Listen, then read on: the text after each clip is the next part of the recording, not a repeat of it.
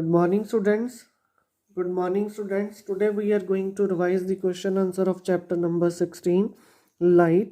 So let us start the revision of question answer of chapter number 16. So question number first, what are the laws of reflection? ਕਿਹੜੇ laws ਨੇ ਸਾਡੇ ਕੋ reflection ਦੇ?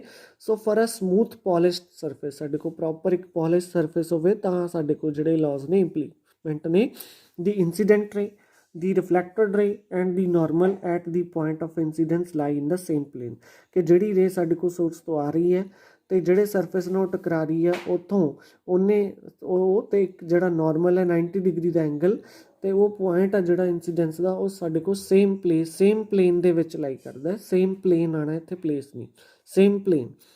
Second law ਜਿਹੜਾ ਹੈਗਾ, angle of incidence is always equal to the angle of reflection, ਕਿ ਜਿੰਨੇ degree ਤੇ ਸਾਡੇ ਕੋਲ ਇੰਸੀਡੈਂਟ ਰੇ ਫਾਲ ਕੀਤੀ ਹੈ ਉਨੇ ਐਂਗਲ ਉਹ ਰਿਫਲੈਕਟ ਹੋਊਗੀ। So next question, how many types of reflection? Name them. कितनी types की reflection है? There are two types of reflection. Regular reflection J surface smooth है. Second, irregular or diffused reflection जे साढ़े को rough surface है उस case च होंदी है। Next, what is irregular reflection? Irregular reflection की है? It is defined as the reflection of light from an uneven surface. मतलब कि साढ़े को जड़ा surface है smooth नहीं है, रफ सरफेस है, उस केस ਦੇ ਵਿੱਚ ਜਿਹੜੀ ਲਾਈਟ ਆ ਸਾਡੇ ਕੋ ਉਹ ਰਿਫਲੈਕਟ ਹੁੰਦੀ ਹੈ, ਇਰੈਗੂਲਰ ਰਿਫਲੈਕਸ਼ਨ ਹੁੰਦੀ ਹੈ। List the characteristics of an image formed in a plane mirror. So plane mirror ਦੇ ਵਿੱਚ ਜਿਹੜੀ ਫੋਟੋ ਸਾਡੀ ਬਣਦੀ ਹੈ ਜੋ ਅਸੀਂ ਯੂਜ਼ ਕਰਦੇ ਹਾਂ ਮਾਰਨਿੰਗ ਟਾਈਮ ਜਾਂ ਕਿਸੇ ਵੀ ਟਾਈਮ ਦੇਖਦੇ ਹਾਂ, ਆਪਣਾ ਫੇਸ ਦੇਖਦੇ ਹਾਂ। ਸੋ ਜਦੋਂ ਅਸੀਂ ਕਿਸੇ ਫੰਕਸ਼ਨ ਲਈ ਰੈਡੀ ਹੁੰਦੇ ਹਾਂ ਜਾਂ ਸਕੂਲ ਲਈ ਰੈਡੀ ਹੁੰਦੇ ਹਾਂ ਉਸ ਟਾਈਮ 'ਤੇ ਪਲੇਨ ਮਿਰਰ ਯੂਜ਼ ਕਰਦੇ ਹਾਂ। ਸੋ ਉਸ ਟਾਈਮ 'ਤੇ ਇਮੇਜ ਦੇ ਕੀ ਕਰੈਕਟਰਿਸਟਿਕਸ ਨੇ? ਇਟ ਇਜ਼ ਵਰਚੁਅਲ ਮੀਨਸ ਨਕਲੀ ਹੁੰਦੀ ਹੈ, ਇਰੈਕਟ ਮਤਲਬ ਸਿੱਧੀ ਹੁੰਦੀ ਹੈ, ਐਂਡ ਸੇਮ ਸਾਈਜ਼। ਜਿੰਨਾ ਸਾਡਾ ਬੋਡੀ ਸਾਈਜ਼ ਹੈ ਉਹਨੇ ਸਾਈਜ਼ ਦੀ ਸਾਡੇ ਕੋਲ ਜਿਹੜੀ ਹੈਗੀ ਹੈ ਮਿਰਰ ਦੇ ਵਿੱਚ ਇਮੇਜ ਬਣਦੀ ਹੈ। ਬਟ ਲੇਟਰਲੀ ਇਨਵਰਟਡ ਇਨ ਨੇਚਰ, ਕਿ ਸਾਡੀ ਲੈਫਟ ਉਹਦੀ ਰਾਈਟ ਵਿਜ਼ੀਬਲ ਹੁੰਦੀ ਹੈ, ਉਹਦੀ ਰਾਈਟ ਸਾਡੀ ਲੈਫਟ ਵਿਜ਼ੀਬਲ ਹੁੰਦੀ ਹੈ। ਸੋ ਲੇਟਰਲੀ ਇਨਵਰਟਡ ਹੁੰਦੀ ਹੈ ਬਟ ਵਰਚੁਅਲ ਇਰੈਕਟ ਤੇ ਸੇਮ ਸਾਈਜ਼ ਸੇਮ ਡਿਸਟੈਂਸ 'ਤੇ ਹੁੰਦੀ ਹੈ। ਜਿੰਨੀ ਦੂਰ ਅਸੀਂ ਮਿਰਰ ਤੋਂ ਖੜੇ ਉਨੀ ਦੂਰੀ ਜਿਹੜੀ ਇਮੇਜ ਆ ਉਹ ਫਾਰਮ ਹੁੰਦੀ ਹੈ। ਸਟੇਟ ਲੇਟਰਲ ਇਨਵਰਜਨ। ਲੇਟਰਲ ਇਨਵਰਜਨ ਕੀ ਹੈ? The phenomena of changing of left side to right and right side to left by the mirror while forming image is called lateral inversion. So same चीज़ जड़ी ऊपर दस कहते हैं laterally inverted. So plane mirror दी जड़ी image है वो laterally inverted होंदी है कि साढ़े को जो right side है that appear a left side in the image and left side appear to a right side in the image. That is called lateral inversion. Give the uses of plane mirror. ਸਾਡੇ ਕੋਲ plain mirror ਦੇ ਕੀ uses ਨੇ? ਉਹ use plane mirror as looking glasses at our home and work places 'ਤੇ ਵੀ ਲੱਗੇ ਹੁੰਦੇ ਨੇ। ਸਾਡੇ ਕੋਲ used in solar cooker to reflect sunlight on the food being cooked. ਸਾਡੇ ਕੋਲ ਸੋਲਰ ਕੁੱਕਰ ਦੇ ਵਿੱਚ ਤਾਂ ਕਿ ਸਾਡੇ ਕੋਲ ਜਿਹੜੀ ਲਾਈਟ ਹੈ ਮੈਕਸੀਮਮ ਰਿਫਲੈਕਟ ਹੋ ਕੇ ਸਾਡੇ ਕੋਲ ਵਿੱਚ ਹੀ ਉਹ ਹੀਟ ਦੇ ਤੌਰ 'ਤੇ ਫੂਡ ਨੂੰ ਕੁੱਕ ਕਰਨ ਲਈ ਯੂਜ਼ ਕੀਤੀ ਜਾ ਸਕੇ। Used by barbers to show back side of customer head after cuts. So ਜਿੱਥੇ ਤੁਸੀਂ ਜਾਂਦੇ ਹੋ ਕਟਿੰਗ ਵਾਸਤੇ, ਹੇਅਰ ਕਟਿੰਗ ਵਾਸਤੇ, ਉੱਥੇ ਤੁਹਾਡੇ ਕੋਲ ਕਿੰਨੇ ਸਾਈਡ ਦੇ ਮਿਰਰ ਲੱਗੇ ਹੁੰਦੇ ਨੇ। ਸੋ ਉਸ ਕੇਸਿਸ ਦੇ ਵਿੱਚ ਤੁਹਾਡੇ ਕੋਲ ਪ੍ਰੋਪਰਲੀ ਤੁਸੀਂ ਵੇਖ ਸਕੋਗੇ ਜੋ ਤੁਸੀਂ ਉਹਨੂੰ ਡਿਮਾਂਡ ਕੀਤੀ ਹੈ ਉਹਦੇ ਅਕੋਰਡਿੰਗ ਉਹ ਚੱਲ ਰਿਹਾ ਜਾਂ ਨਹੀਂ ਚੱਲ ਰਿਹਾ। Also use to get multiple reflection. Multiple reflections ਲਈ ਵੀ ਜਿਹੜੇ ਪਲੇਨ ਮਿਰਰ ਨੇ ਉਹ ਯੂਜ਼ ਕੀਤੇ ਜਾਂਦੇ। Next question, numerical. The angle between incident ray and reflected ray is 120 degree. What is the value of angle of incidence? So we know that according to angle of incidence plus angle of reflection, it is 120 degree. So angle between incident ray and reflected ray 120 है। ਜਿਹੜੀ incident ray आ रही है ਤੇ reflected ray ਉਹਨਾਂ ਦੋਨਾਂ ਦੇ ਵਿੱਚ ਜਿਹੜਾ ਐਂਗਲ ਆ 120 ਦਾ। And we know that according to second law of reflection angle I equal to angle R means angle of incidence equal to angle of reflection.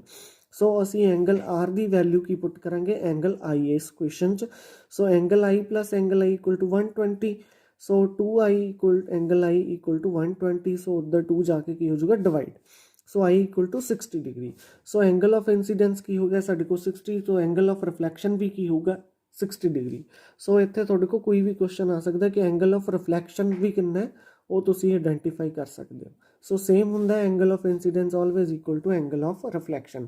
ਇੱਥੇ ਤੁਹਾਡੇ ਕੋਲ ਇੰਸੀਡੈਂਟ ਰੇ ਤੇ ਰਿਫਲੈਕਟਡ ਰੇ ਦੇ ਵਿੱਚ ਜਿਹੜਾ ਐਂਗਲ ਹੈ ਉਹ ਦਿੱਤਾ ਹੋਇਆ ਸੀ। ਕਿਵੇਂ?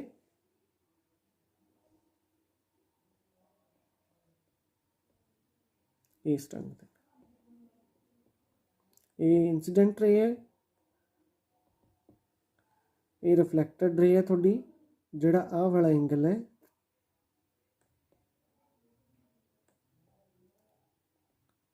this one, this angle is 120 degree, 120 degree।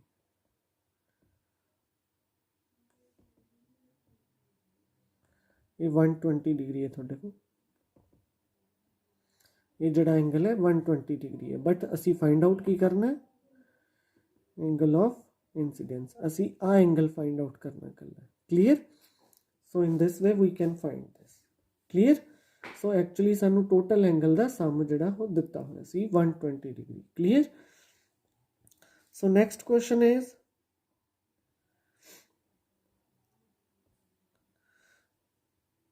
what is dispersion of light? Dispersion of light की है, so the splitting of white light into 7 colors।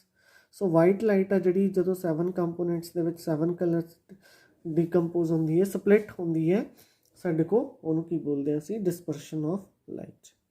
clear? next question is how do we see various objects? ਅਸੀਂ ਜਿਹੜੀਆਂ ਅਲੱਗ-ਅਲੱਗ objects ਆ ਕਿਵੇਂ ਦੇਖਦੇ ਆ? we see various objects due to reflection, due to reflection ਦੇ ਕਰਕੇ ਜਿਹੜੀਆਂ ਅਲੱਗ-ਅਲੱਗ objects ਸਾਨੂੰ visible ਹੁੰਦੀਆਂ ਨੇ, because as we know all surface reflect light। ਜਿਹੜੀ sun ਤੋਂ ਆ ਰਹੀ ਹੈ reflected the when light fall on any object it reflect the light। so reflected light ਆ ਜਿਹੜੀ ਉਹ ਸਾਡੀ eyes ਤੱਕ ਪਹੁੰਚਦੀ ਹੈ, then we are able to see objects, then we are able to see objects। next question, what are the causes of blindness? So blindness के की कारण ने, and what is a vitamin A deficiency? Vitamin A की deficiency ने की हो जाता है। सो कॉजेज की ने, ब्लाइंडनेस में रिजल्ट फ्रॉम इंजरी, इंजरी करके भी हो सकती है, डिसीज और डीजनरेशन ऑफ आई बॉल और optic nerve, degeneration of eyeball or optic nerve such that image formed on the retina does not get transmitted to the brain। कि साडे को फॉर्म तो हो रही है इमेज बट वो साडे को प्रॉपरली जी ब्रेन तक सिग्नल नहीं पहुँच रहे हैं, जां डीजनरेट हो गई आई बॉल, जां ऑप्टिक नर्व दे विच कोई प्रॉब्लम आ गई, जां कोई डिसीज़ हो गई, बीमारी हो गई, साडे को जे सिर दे विच सट लगदी है ਉਹਦੇ ਨਾਲ भी साडे को जी ब्लाइंडनेस आ जाती है। So these are the causes of blindness.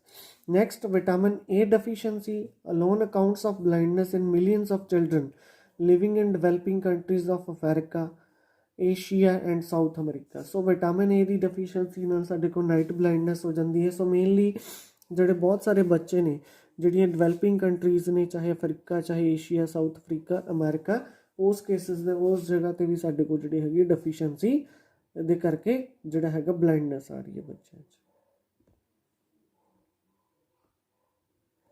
Next question is what is aqueous humour? Aqueous humour की है साडे को?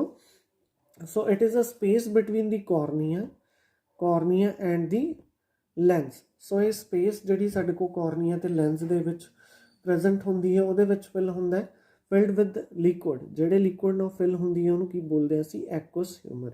ਸੋ ਕੋਰਨੀਆ ਤੋਂ ਬਾਅਦ ਸਾਡੇ ਕੋਲ ਜਿਹੜੀ ਕੋਰਨੀਆ ਤੇ ਲੈਂਸ ਦੇ ਵਿਚਾਲੇ ਜਿਹੜੀ ਜਗ੍ਹਾ ਖਾਲੀ ਪਈ ਹੈ ਉਹਦੇ ਵਿੱਚ ਜਿਹੜਾ ਲਿਕੁਇਡ ਪ੍ਰੈਜ਼ੈਂਟ ਹੁੰਦਾ, that is called aqueous humour. Next, differentiate between rod and cone cell, rod and cone cell। so what are rod? Rod are the rod shaped cell present in the retina of an eye। so rod shaped cell ਜਿਹੜੇ present ਹੁੰਦੇ ਨੇ retina of the eye ਤੇ, which are sensitive to dim light। ਜੇ ਸਾਡੇ ਕੋਲ dim light ਹੈ ਸਾਡੇ ਕੋਲ, whereas cones are the cone shaped cell present ਹੁੰਦੇ ਨੇ ਜਿਹੜੇ ਕਿ retina of the eye ਤੇ, these are sensitive to bright light। so ਇਹ dim light ਦੇ ਨਾਲ relate ਕਰਦੇ ਨੇ rods ਤੇ ਜਿਹੜੀ bright light ਹੈ ਉਹਦੇ ਨਾਲ ਡੀਲ ਕਰਦੇ ਆ ਕੋਨ ਸੈਲਸ। ਕੋਨ ਸ਼ੇਪ ਹੁੰਦੀ ਹੈ, ਦੂਸਰਿਆਂ ਦੀ ਰॉड ਸ਼ੇਪ ਹੁੰਦੀ ਹੈ। Next question, name the liquid found between the lens and the retina. ਪਹਿਲਾਂ ਅਸੀਂ ਪੜ੍ਹਿਆ ਸੀ ਐਕਵਸ ਹਿਊਮਰ ਜਿਹੜਾ ਕੋਰਨੀਆ ਤੇ ਲੈਂਸ ਦੇ ਵਿਚਾਲੇ ਹੈ। ਸੋ ਕਿਹੜਾ ਸਾਡੇ ਕੋਲ ਲਿਕੁਇਡ ਹੈ ਜਿਹੜਾ ਰੈਟੀਨਾ ਤੇ ਲੈਂਸ ਦੇ ਵਿੱਚ ਹੁੰਦਾ? Vitreous humour. ਕਿਹੜਾ? Vitreous humour. Next question, what is yellow spot? Yellow spot ਕੀ ਹੈ? It is highly light sensitive spot for seeing thing with highest clearness। so एक ਹਾਈਲੀ ਲਾਈਟ ਸੈਂਸਿਟਿਵ ਸਪॉट ਹੈ ਜਿਹੜਾ ਕਿ ਸਾਡੇ ਕੋਲ ਹਾਈਐਸਟ ਕਲੀਅਰਨੈਸ ਦੇ ਨਾਲ ਸਾਡੇ ਕੋਲ ਥਿੰਗਸ ਜਿਹੜੀਆਂ ਹੈਗੀਆਂ ਨੇ ਵਿਜ਼ੀਬਲ ਹੁੰਦੀਆਂ, ਉਹਨੂੰ ਜੈਲੋ ਸਪॉट ਕਹਿ ਦਿੰਦੇ ਹਾਂ। Next question, how many images are formed when two mirrors are parallel to each other? Two mirrors are parallel to each other. So ਜਦੋਂ ਦੋ ਇਮੇजेस ਇੱਕ ਦੂਜੇ ਦੇ ਪੈਰਲਲ ਨੇ ਤਾਂ ਸਾਡੇ ਕੋਲੇ ਕਿੰਨੀਆਂ ਇਮੇजेस ਬਣ ਗਈਆਂ? ਇਨਫਾਈਨਾਈਟ ਬਣ ਗਈਆਂ। ਕਿੰਨੀਆਂ? ਇਨਫਾਈਨਾਈਟ ਬਣ ਗਈਆਂ, ਕਿਉਂਕਿ ਦੋਨਾਂ ਦੇ ਵਿੱਚ ਐਂਗਲ ਕਿੰਨਾ ਹੈ? 0 ਹੈ। ਕਿਉਂਕਿ ਅਸੀਂ ਫਾਰਮੂਲਾ ਪੜ੍ਹਿਆ ਸੀ 360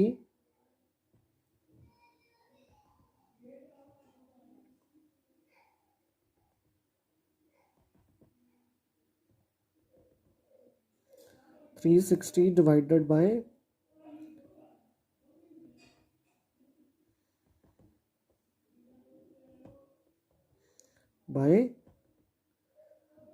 'थीटा। सो थीटा की वैल्यू इतने पुट करेंगे 0 तो यह इनफिनिटी बन जाएगी।